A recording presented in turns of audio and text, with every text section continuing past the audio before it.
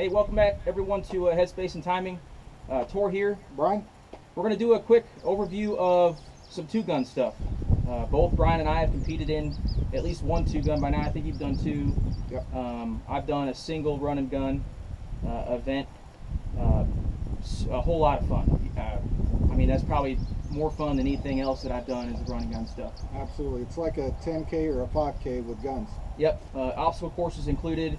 You're crawling things. You're moving around obstacles with everything you need to be successful with. You got to take with you. So we're going to talk about what kind of gear we used, what kind of stuff was successful for us, what wasn't quite as successful, and stuff that'll make you a little bit more easy if you're doing your first run and gun event. So we'll start out with how we carried most of our gear. So I contemplated carrying backpack. I decided not to. I didn't want additional stuff going across my back. Plus, we'll talk about why else I didn't. I have a biathlon sling that I actually sling my rifle over the shoulder. We'll talk about that in a minute. But I ran with a chest rig. I didn't have to purchase this. This is actually the military, the Army has provided this to me. I use this. Best way to test gear, right? If you're not in combat and doing it downrange, testing the gear to see how it's going to be successful for later application is important. So that's what I ran with my first run and gun. I didn't have any issues. I had more than enough capability to carry everything I needed to, and I carried entirely too much than I needed to. You generally get an idea of how much you're going to shoot in the stage information overall by the stage director. Yeah. Okay. Or the program manager, whoever it is. They'll tell you about how much you have to shoot, and the general rule of thumb is just take double. Now, if you're super good with shot placement, not worried about losing some rounds somewhere, then maybe you go with just a little bit over the round count. But I went with entirely too much my first time. Thinking back to military days, carrying the double combat basic load, I did not need all of that stuff. So I should have just taken twice, what the ammo that was recommended. So that's what I use for my chest rig setup. Ryan, want to talk about yours? So I've got kind of a more slimline. I don't like a lot of stuff on my chest, especially when I go into the prone position. So I like to have more of a low profile. So I run all my mags, my pistol mags on my battle belt, and all the rifle mags on my chest rig. And this is actually my same setup that I use for the All Army competition, because they usually only require you to have six rifle magazines and 4 pistol magazines at a time. I do have a canteen holder here. It comes in handy. I usually run a Camelback when I'm doing run and gun, but this is a requirement for all Army. You have to have some kind of water source on your person, and a med kit. So, and then I also have the same setup as I run with my competition setup, so I can easily switch out the different pistols that I may decide to use at any given time. Yeah, so moving on to my battle belt setup. I think I'm running a ATS. I bought an ATS battle belt itself. Like I said, I've ran a single match with it so far, and I'm super pleased with how the belt worked for me. I run what I need for the stage on my battle belt, and everything else I just carry on my chest. So single mag for rifle, and then 2 mags for pistol, to include my drop leg holster. I'm running a Safariland drop leg holster, same setup as Brian has, where it's an easy disconnect to take your sidearm on and off as needed. That's a huge lifesaver for you. You're not having to have multiple belts. It's just really easy to transition that way. Big thing to kind of talk about is having a double retention holster, so having to defeat a mechanism to draw your pistol out of its holster. You don't want your pistol coming out of the holster until you need to, and like we talked about, you're clearing 7-8 foot walls, with your full kit. So if You even had a 15-foot wall on the last one. it was big, right? That's pretty big. So it's super crucial to have that locking, something for that double retention, where the pistol just doesn't come out by itself. You have to defeat a mechanism to be able to draw that sidearm out. Super pleased with how both of these items ran for me. My last run and gun I ran with my Springfield XDM 525. My next one I'm going to run with an M17, P320 M17. So we're gonna test that out. I also ran with a SIG 516 Tactical Patrol model. Standard across the board. The only thing that's not standard is the handguard. So I replaced the handguard with a Lancer carbon fiber. Substantially lightens, especially over a long distance. Like Brian said, 10K can really get wearing on you through the hills of whatever location you're at. If it's Kentucky versus whatever else, you're really having some things there. So I also ran with a red dot on my last. I definitely switched into an LPVO, low power variable optic. There is instances where this close quarters optic is really handy, but being able to reach out past 300, 400 and beyond is potentially pretty hard with a close quarters optic. Not saying it can't be done, but under time, it's pretty tough to be able to get effective hits. So that's what I was using. Brian, you want to talk about yours? Yep. So this is actually a rifle I built, and this was my probably second rifle that I built. There's some things I like about it, some I don't. So the good things, I parted this out with all titanium parts and the lightest weight possible stuff I could find. Originally I set this up as a 6.5 Grendel, but when I started using it for running gun, I switched out the barrel for a 5.56 just due to the cost of ammunition.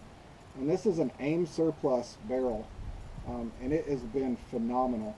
I do run steel cased ammo for all the competitions, and we'll talk about that a little bit in a minute. This barrel is super accurate for the price. I think I paid like 159, 169 bucks for it. I'm running the VG6 Epsilon 5.56 muzzle brake. I do run an ACOG because my eyes suck and I need magnification. And also for close quarters, I have an offset red dot at a 45-degree angle there. The only thing I'm probably going to change about this setup is the stock. I would like to have a collapsible stock. This makes it a little bit easier to deal with when you're running and gunning, to be able to collapse that stock and have a shorter profile. And also have a bad lever that allows me to manipulate the bolt release and everything from the right side trigger finger. Moving on to slings. Super duper it's a necessity when you're doing run and guns. You're going to be using your hands to negotiate obstacles. You got to have a sling. It's a mandatory thing for you to have. So I'm going to talk about a couple different slings. We're going to go into detail about slings later on. This is a biathlon sling. Tab Gear is the company. I used it for my first run and gun and kept my hands free the entire time. It was great. Slings over your back just like a backpack would. You attach it to 2 points in the weapon system, and then you swing it over to utilize it whenever you're ready to use the weapon. But it completely frees up your hands to where you don't have a weapon in front of you at all or slung across your back. It's like a backpack style. So it works pretty handy. Brian, want to talk about yours?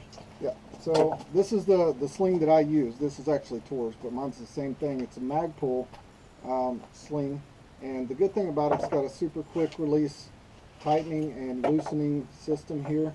You can switch out these ends for quick detach, or they have these little clips that lock, and they're super easy to take on and off, which in certain situations you might have to get yourself unstuck. So it makes it a lot easier to have these quick disconnects, to be able to pop that loose, get out of the situation you're in, or get it off of your shoulder if you have gear and it's wrapped up in your gear. So that's the one I use. It's just a Magpul, and they sell all these additional little connectors that you can buy to make it fit your setup however you want it. Obviously, without being said, but we'll say it anyways, eye pro, ear pro. I personally like to run plugs with a lanyard.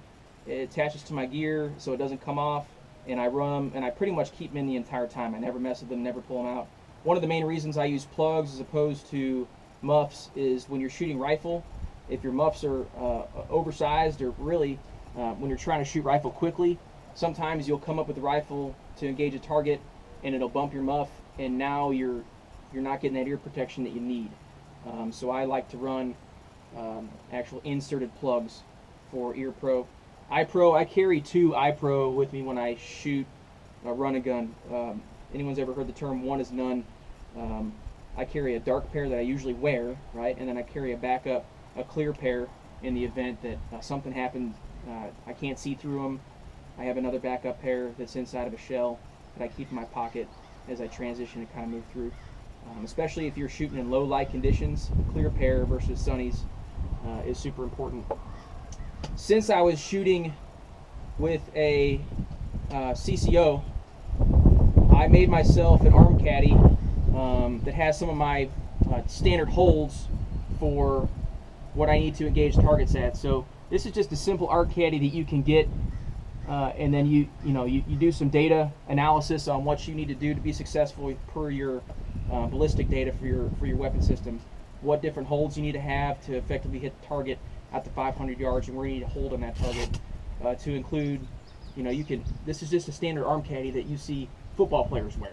Okay, fits right on the arm. It's right here. We need to look down at it to see. Okay, that's about 300. You can look to see where you need to place this. Of trying to remember data. I found that was super helpful for me to be able to engage the targets pretty easily.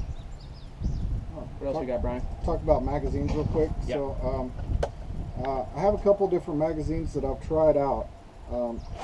So these are Pro Mag, and they've got this roller system in them. They're pretty good. They do feel a little bit cheaper in the hand than the Magpuls, but they work great. I've never had any issues with them. These are the Lancer. It's a hybrid, so it's a polymer body, but it's got a metal lip on it. Yeah, so the bottom line is just get out and have fun.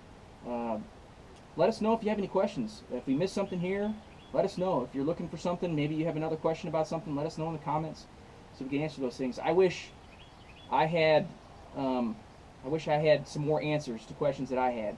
So feel free to shoot away with anything you got. And if you want to see something, that's what we're here for. We're here to keep the shooting community strong and do this thing together. Right? Absolutely. So I appreciate all the support. This is a new channel. We're trying to get it going, mainly for information for new shooters. And we'll also maybe have some other stuff coming up in the future. So keep an eye out for that. Appreciate you.